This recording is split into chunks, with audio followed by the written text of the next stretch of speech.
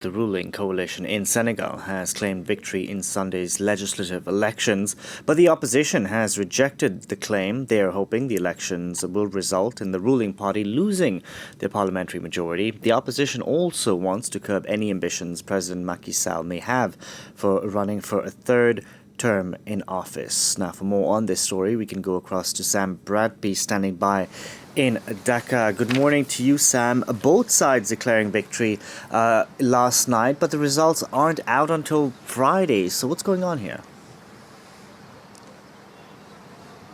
Yeah, there's somewhat of a war of numbers going on. A figure from the governing coalition, a lady known as Aminata Touré or Mimi Touré, came out last night and essentially proclaimed victory for the governing coalition.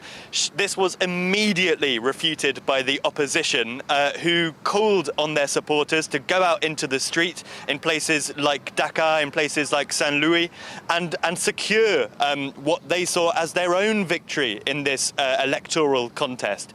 At the moment, both sides, clearly are kind of desperate for this majority in the country's National Assembly, but it's too early to say in reality, who won this election. It's going to be at least until, perhaps I think Friday will be the deadline really on a national level to know the final results, but we might expect some departmental results to come in by midnight on Tuesday.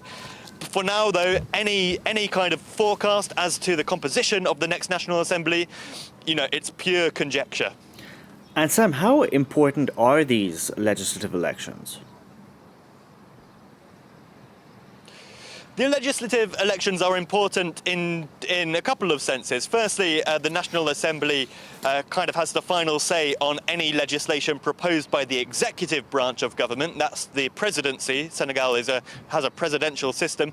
But it's also important in the context of the country's kind of wider political destiny. And this is the question of whether or not the current president, Macky Sall, will stand for a third term in office. Critics say that such a move would be unconstitutional.